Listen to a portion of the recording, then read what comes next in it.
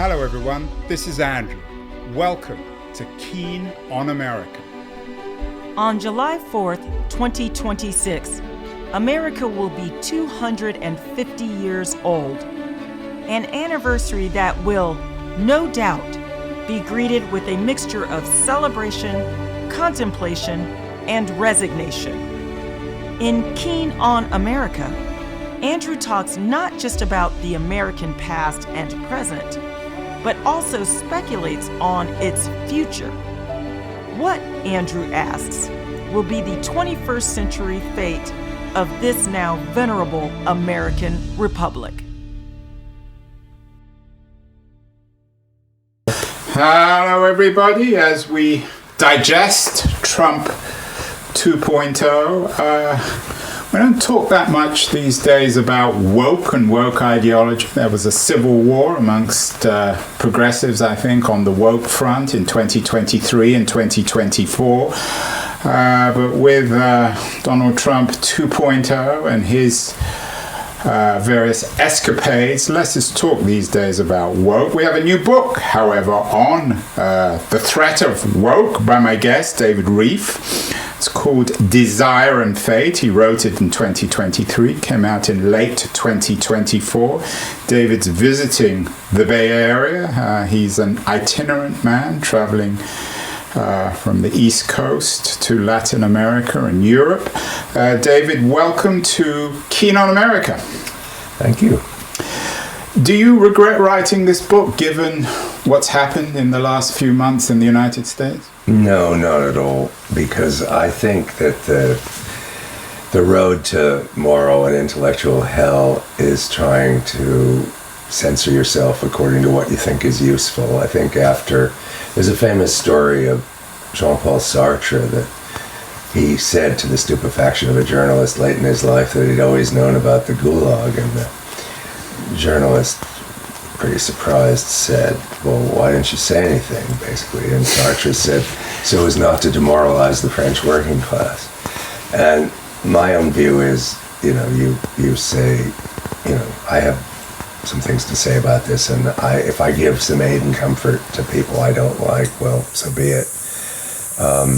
Having said that, I also think a lot of these woke ideas have for all of Trump's people's fierce opposition to woke, some of the identity politics, particularly around Jewish identity, seems to me not that very different from woke. And strangely, they seem to have taken, for example, there's a lot of the talk about anti-Semitism on college campuses involves student safety, which is a great woke trope, that you feel unsafe. And what people mean by that is not literally, they don't literally mean they're going to get shot or beaten up. They mean that they feel psychically unsafe. It's part of the kind of metaphorization of experience that unfortunately the United States is now completely in the grips of. But the same thing on the other side, people like Barry Weiss, for example, at the Free Press, they talk in the same language of psychic safety. So I'm not sure I think there are more similarities than either side is comfortable with.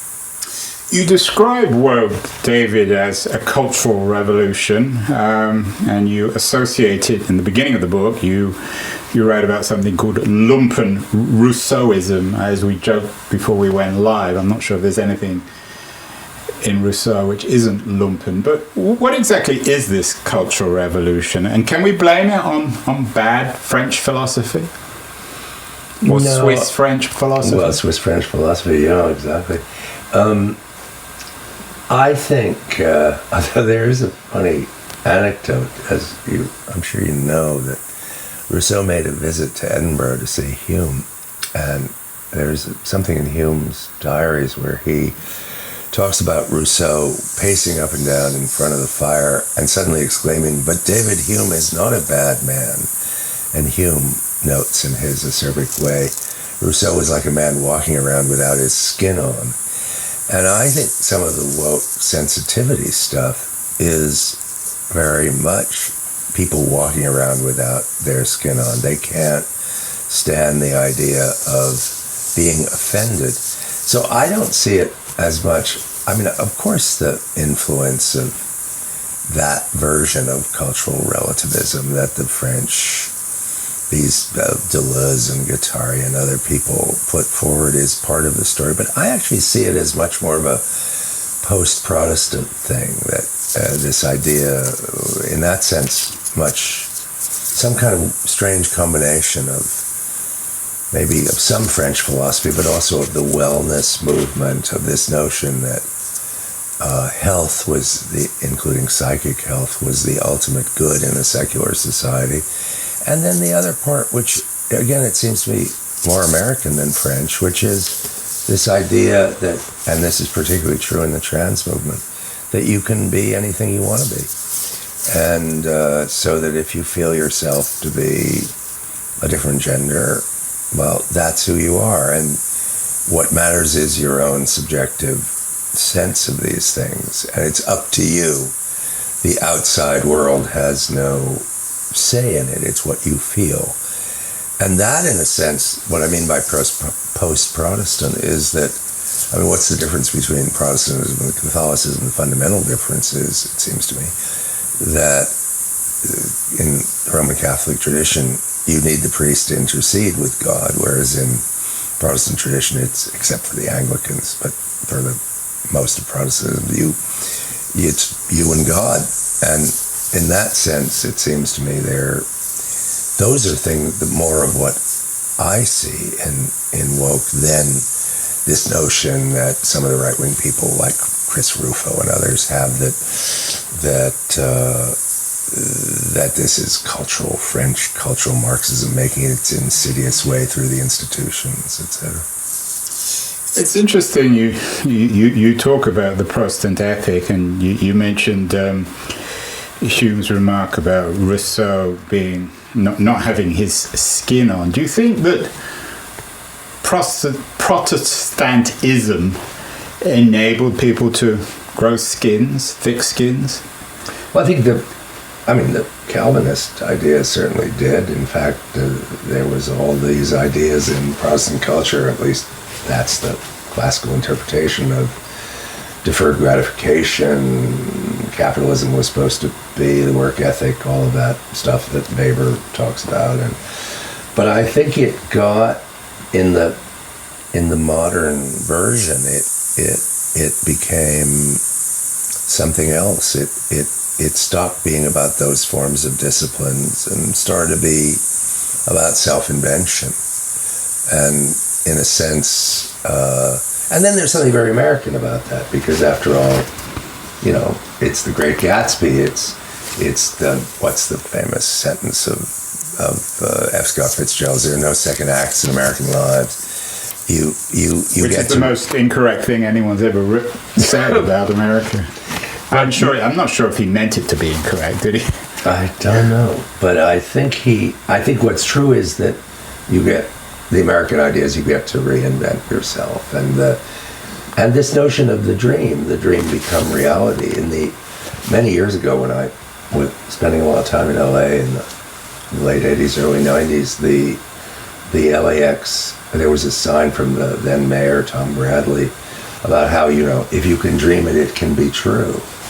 And I think there's a lot in the identitarian, woke, etc. idea, which is that we're not constricted by history or reality. In fact, it's all the present and the future. And so, to me, again, woke seems to me much more recognizable as something American, and by extension post-Protestant, in the sense that you see the places where woke is most powerful are in the other, well, what the encampment kids would call settler colonies, Australia and Canada, and now in the UK, of course, where it seems to me by DEI or EDI as they call it over there, is in many ways stronger in Britain even than it was in the US before Trump, let alone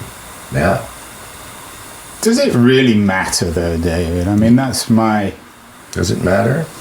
I mean, it might matter if you have the good or the bad fortune to teach at a small expensive liberal arts college. It might matter at some of your dinner parties in Tribeca or here in San Francisco, but for most people, who cares?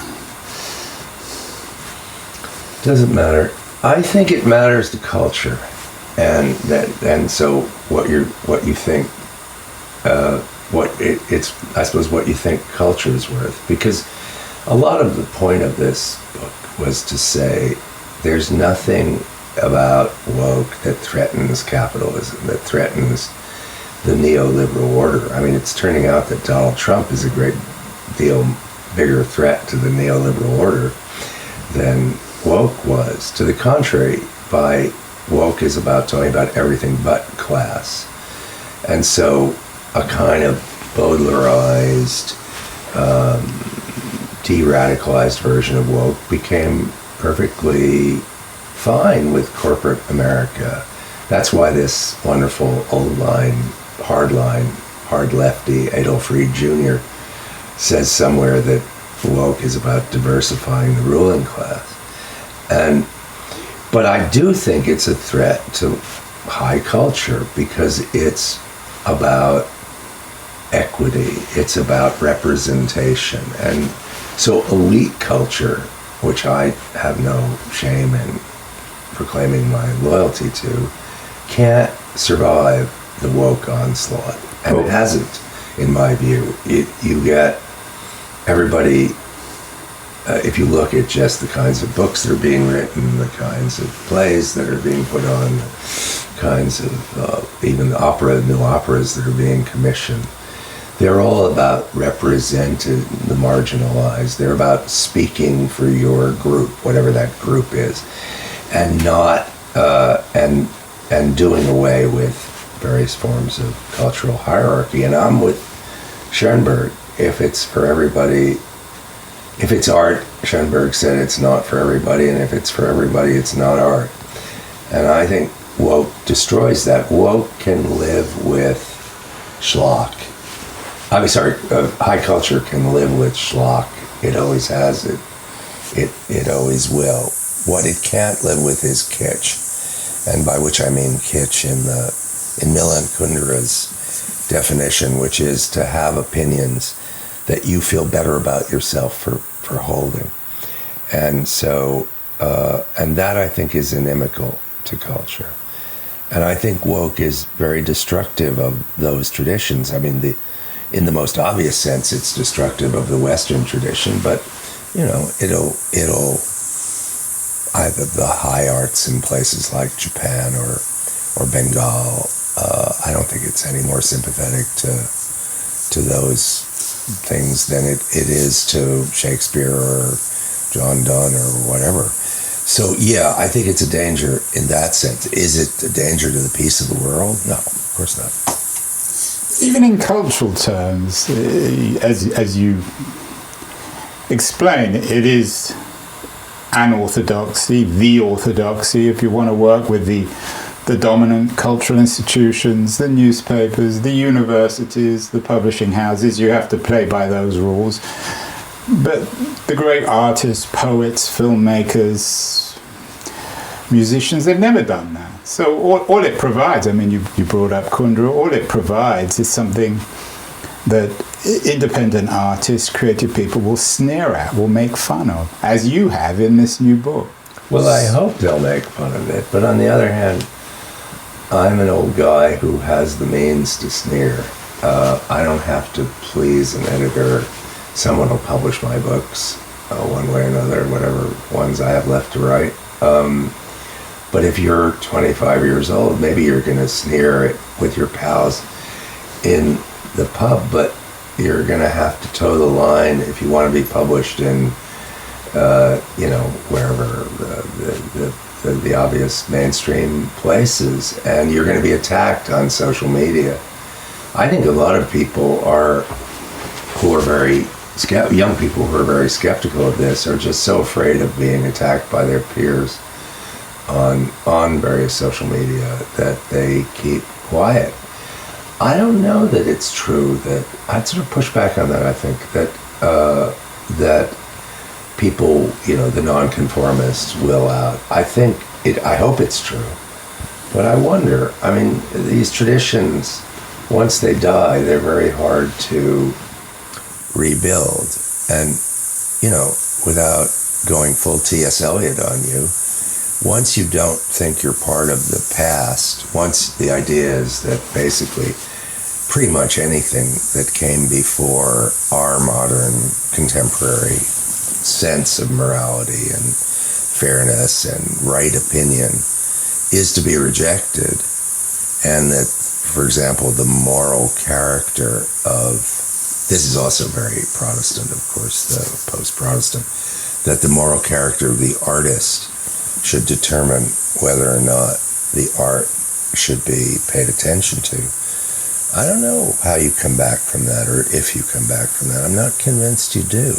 Now, other arts will be around, and I mean, if I were writing a critical review of my own book, I'd say, look, this culture, this high culture that you, David Rieff, are feeling like writing an elegy for, or eulogizing, or memorializing, was going to die anyway, and we're at the beginning of another Gutenberg, just as Gutenberg, we're sort of 20 years in to Marshall McLuhan's Gutenbergian galaxy, and these other art forms will come, and they won't be like anything.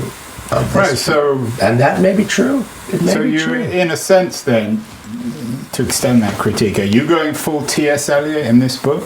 Yeah, I think Eliot was right. Basically. Back then or now? No, now. Or always? I don't think.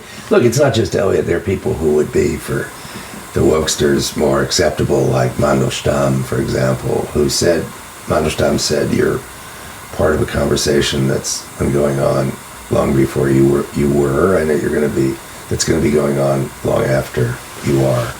And I think that's what art is. I think the idea that we make some completely new thing is a childish fantasy. I think you belong to a tradition. There are periods, look, I don't find much writing in English in prose fiction very interesting.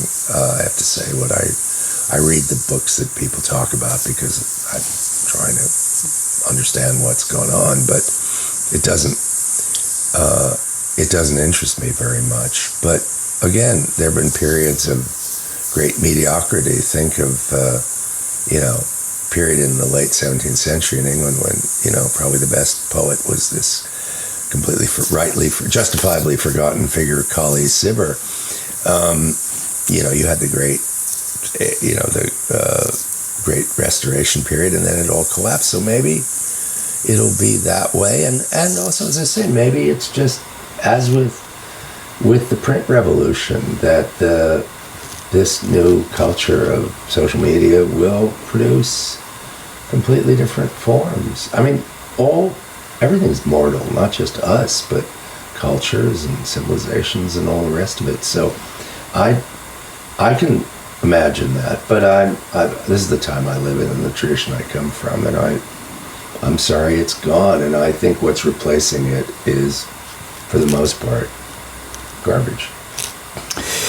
You're critical in the book about I'm quoting you. You talk about going from the Grand Inquisitor to the Grand Therapist. Yes. But so you're very critical of the broader American therapeutic culture, of acute sensitivity, the thin skin nature of our, I guess. The Rousseauan, this whatever it's, lumpen Rousseauanism. So how do you interpret that without psychologizing, or are you psychologizing in the book? How are you making sense of our condition? In other words, can one criticize therapeutic culture without becoming oneself therapeutic? You mean the sort of pogo line, we've met the enemy and it is us? Well, I suppose there's some truth to that. I don't know how much. I think that woke is in some important sense, a subset of the wellness movement. And the wellness movement, after all, has tens and tens of millions of people who are, in one sense or another, influenced by it. And I think health, including psychic health, and we've moved from wellness as corporal health to wellness as being both soma and psyche. So, I mean, if that's psychologizing, I certainly think it's drawing the parallel or seeing woke in some ways as one of the children of the god of wellness. And that, to me, I don't know how therapeutic that is. I think it's just that once you feel, I'm interested in what people feel. I'm not necessarily so interested in, I mean, I've got lots of opinions, but what I think I'm better at than having opinions is trying to understand why people think what they think. And I do think that once health becomes the ultimate good in a secular society, and once death becomes the absolutely unacceptable other, and once you have the idea that there's no real distinction of any great validity between psychic and physical wellness, well then, of course, sensitivity to everything becomes almost an inevitable reaction, in my view. When I was reading the book, I've been thinking about a lot of movements in America which are trying to bring people together, dealing with America, this divided America, as if it's a marriage in crisis. So some of the most effective or interesting, I think, thinkers on this, like Arlie Hochschild in Berkeley, use the language of therapy to bring, or to try to bring, America back together, or even groups like the Braver Angels. Can therapy have any value, or that therapeutic culture, in a place like America where people are so bitterly divided, so hateful towards one another? Well, it's always been a country where, on the one hand, people have been, as you say, incredibly good at hatred, and also a country of people who are who often construe themselves as misfits and heretics from the Puritans forward. And on the other hand, you have that small-town American idea, which sometimes I think is as important to woke and DEI as anything else, which is that famous saying of small-town America of all those years ago, which was, if you don't have something nice to say, don't say anything at all. And to some extent, I think that's a very powerful ancestor of these movements. I don't know enough about the success of these therapy groups to know, but whether they're making any headway, of course I hope they are, but Hochschild's a very interesting figure, but I don't think it seems to me it's going all the other way. That people are increasingly feeling only talking to each other. Yeah, what this movement seems to want to do is get beyond, and I use this word carefully, I'm not sure if they use it, but I'm going to use it, ideology. That we're all prisoners of ideology. Is woke ideology, or is it a kind of post-ideology? Well, it's a redemptive idea, a restorative idea. It's an idea that, in that sense, look, there's a notion that it's time for the victims, not for the first to be last and the last to be first. I mean, on some level, it's as simple as that. On another level, as I say, I do think it has a lot to do with the metaphorization of experience. That so people say silence is violence, and words are violence, and at that point, what's violence? I mean, there is a kind of level to me of where people have gotten trapped in the kind of web of their own metaphors, and now are living by them or living shackled to them or whatever image I'm groping for. But I don't know what it means to get beyond ideology. What, and we're all men will be brothers, as in the Beethoven's Ninth Symphony? I mean, doesn't seem like that's the way things are going. Is the problem then, and I'm thinking out loud here, is the problem politics or not enough politics? Well, I think the problem is that now we don't know. We've decided that everything is the personal is the political, as the feminists said 50, 60 years ago. So the personal is political, so the political is the personal. So you have to live the exemplary moral life, or at least the life that doesn't offend anybody, or that conforms to whatever the dominant views of what good opinions are, right opinions are.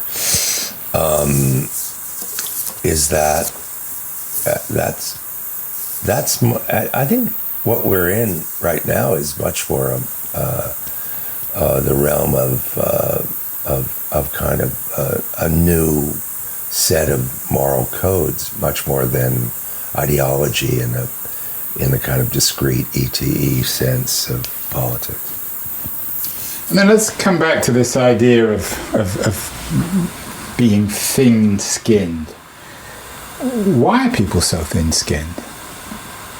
Well, because, I mean, there are lots of things to say about that. One thing, of course, that might be worth saying is that the young generations, people who are between, let's say, 15 and 30, they're in real material trouble. It's going to be very hard for them to own a house. It's going to be hard for them to really be independent, and unless, the baby boomers like myself all just transfer the money to them, which doesn't seem very likely, frankly, they're going to be they're going to live considerably worse than generations before. So if you can't make your way in the world, then maybe you make your way on yourself, or you work on yourself in that sort of therapeutic sense. You worry about your own identity, because the only place you have in the world in some way is yourself, is that work, that obsession. I do think some of these material questions are important. There's a guy you may know who's not at all woke, a guy who teaches at the University of Washington called Danny Bessner. And he was. I just did a show with him this morning. He's a smart guy, and I have a kind of ironic correspondence over email and DM, and I once said to him, "Why are you so bitter about everything?" And he said, "You want to know why? Because I have 2 children, and the likelihood is I'll never get a teaching job that won't require a 3-hour commute in order for me to live anywhere that I can afford to live." And I thought, and he couldn't be further from woke. He's a kind of Jacobin guy, Jacobin magazine guy, and if he's left at all, it's kind of old left. But I think a lot of people feel that they feel their practical future, it looks pretty grim. But David, coming back to the idea of they're all suited to the world of art. They don't have to buy a big house and live in the suburbs. They can become poets. They can become filmmakers. They can put their stuff up on YouTube. They can record their music online. There are so many possibilities. Hard to monetize that. Yeah, but now you're beginning to sound like the people you don't like. Now you're beginning to sound like a capitalist. So what? Well, I don't care if you're not going to like starve to death. Well, you might not like. I mean, it's fine to be a barista at 24. It's not so fine at 44. And are these people going to ever get out of this thing? I don't know. I wonder. Look, when I was starting, as long as you were as a writer, as long as you were incredibly diligent, you could, and worked really hard, you could cobble together at least a basic living by accepting every assignment, and people paid you bits and bobs of money, but put together you could make a living. Now you have the only way to make money, unless you're lucky enough to be on staff of a few remaining media outlets that remain, is you have to become an impresario, you have to become an entrepreneur of your own stuff. And again, do lots of people manage that? Yeah, but not as many as, could have worked in that other system. And because people don't pay, look at the fate of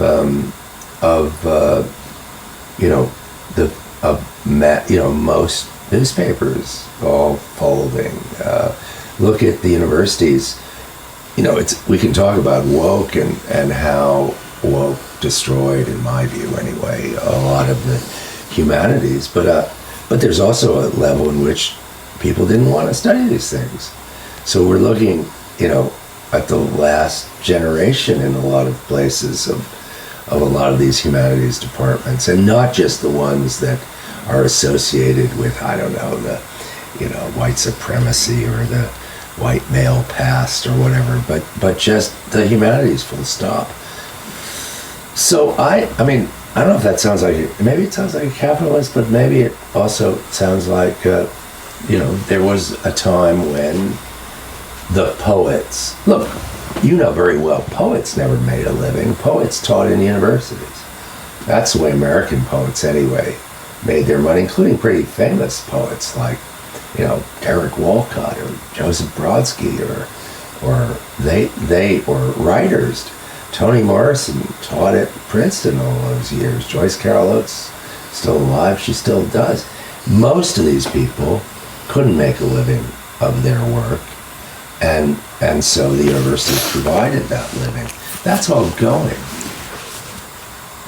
You mentioned Barry Weiss earlier. She's making a fortune as an anti-woke journalist, and Free Press seems to be thriving. Yascha Mounk's Persuasion is doing pretty well. There seems Andrew Sullivan.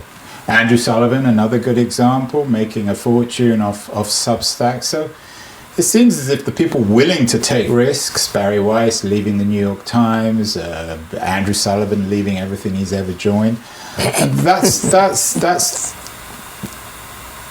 Look, are there going to be people who thrive in this new environment? Sure. And are people, Barry Weiss turns out to be this kind of genius entrepreneur. She deserves full credit for that. Although even Barry Weiss, the paradox for me of Barry Weiss is a lot of her early activism was saying that she felt unsafe with these anti-Israeli teachers at Columbia. So in a sense, she was using some of the same language as the wokesters use, psychic safety, because she didn't mean Joseph Massad was going to come out from the blackboard and shoot her in the eye. She meant that she was offended and used the language of safety to describe that offense. And so in that sense, again, as I was saying to you earlier, I think there are more similarities here, and maybe that's, we'll see what happens, of course, and Trump, this is a genuine counter-revolution that Trump is trying to mount. I'm not very interested in the fascism, non-fascism debate. I'm rather skeptical of it. As Danny Bessner is. Yeah, I thought Danny's piece about that was brilliant. Yeah, we just did a show about it today. That piece about, why, but that's all rubbish. I was tempted. I wrote to a friend, a guy you may know, David Bell, who teaches French history. Yeah, he's coming on the show next week. Oh, well, you see, it's just it's a little community of like-minded people. There you go. Well, I wrote to David and I said, And you mentioned his father in the book, Daniel. Yeah, well, his father's sort of one of the tutelary idols of the book. I had his father in mind. I revere his father, and I learned an enormous amount. I think that book about the cultural contradictions of capitalism is one of the great prescient books about our times, starting back, 70 years ago when he wrote it, whatever it was. But I wrote to David, I said, I actually sent him the Bessner piece, about which he was quite ambivalent. But he said, and I said, well, I'm not really convinced by the fascist war, but maybe just because Hitler read books, unlike Donald Trump. So I'm not, but it's a genuine counter-revolution. And what element will change the landscape in terms of DEI and woke and identitarianism is not yet clear. These people are incredibly ambitious. They really mean to change this country, transform it. But from the book, David, to Trump's attempts to cleanse, if that's the right word, the university, I would have thought you would have rather admired that. I agree with some of it. All these idiots writing the same article for 30 years about something that no one has any interest in. My problem with Trump is that I do support a lot of that. I think some of the stuff that Christopher Rufo, one of the leading ideologues of this administration, has uncovered about university programs and all of this, crap is, I think it's great that they're not paying for it anymore. The trouble is, I don't think, you asked me before, is it that important? Is culture important compared to destroying the NATO alliance, blowing up the global trade regime? No, I don't think. So yeah, I like a lot of what they're doing about I don't like, and I am very fiercely opposed to this crackdown on speech. That seems to me grotesque and revolting. But are they canceling these, supporting transgender theater in Galway? Yeah, I think it's great that they're canceling all that stuff. And so that's my problem with Trump, is that some of that stuff I'm quite unashamedly happy about, but it's not nearly worth all the damage he's doing to this country and the world. Been very generous with your time, David. Finally, in the book you describe woke as, and I thought this was a very sharp way of describing it, you describe it as being apocalyptic but not pessimistic. What did you mean by that? And then what is the opposite of woke? Would it be not apocalyptic but cheerful? Well, I think genuine pessimists are cheerful. I would put myself among those. The model is Samuel Beckett, who just thinks things are so horrible that why not be cheerful about them and even express one's pessimism in a relatively cheerful way. You remember the famous story that Thomas McCarthy used to tell about walking in the Luxembourg Gardens with Beckett, and McCarthy says to him, great day, it's such a beautiful day, Sam. And Beckett says, yeah, a beautiful day. And McCarthy says, makes you glad to be alive. And Beckett says, oh, I wouldn't go that far. And so the genuine pessimist is quite cheerful. But coming back to woke is apocalyptic in the sense that everything is always at stake, but somehow it's also got this reformist idea that the cultural revolution will cleanse away the sins of the supremacist patriarchal past and we'll head for the sunny uplands. I think I'm much too much of a pessimist to think that's possible in any regime, let alone this rather primitive cultural revolution called woke. But what would the opposite be? The opposite would be probably some sense that the best we're going to do is make our peace with the tragic nature of existence. That life is finite in contrast with the wellness people who probably have a tendency towards the apocalyptic.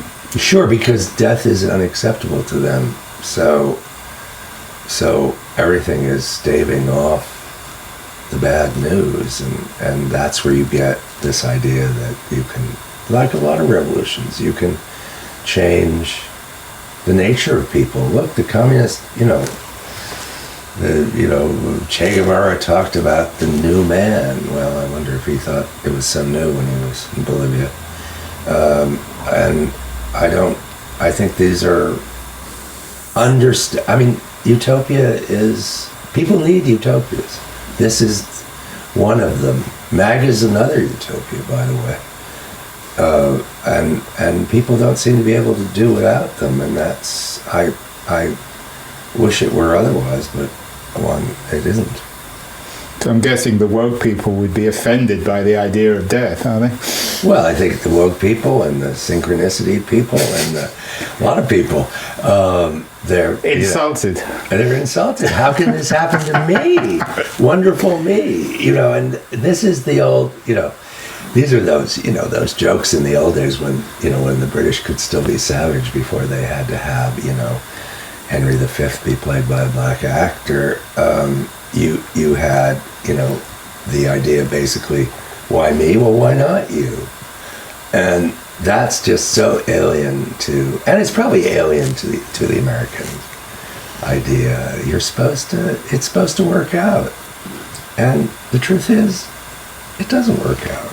And, but, whether people, La Rochefoucauld says somewhere, no one can stare for too long at death or the sun. And maybe I'm asking too much. I don't know. Maybe only Americans can find death unacceptable, to use one of your words. Yes, perhaps. Well, David Rieff, congratulations on the new book. Fascinating, troubling, controversial, as always. Desire and Fate. I know you're writing a book about Oppenheimer, very different kind of subject. We'll get you back on the show to talk Oppenheimer, where I guess there's not going to be a lot of lumpen Rousseauism. Very little lumpen Rousseauism in the quantum mechanics world. But thanks for having me.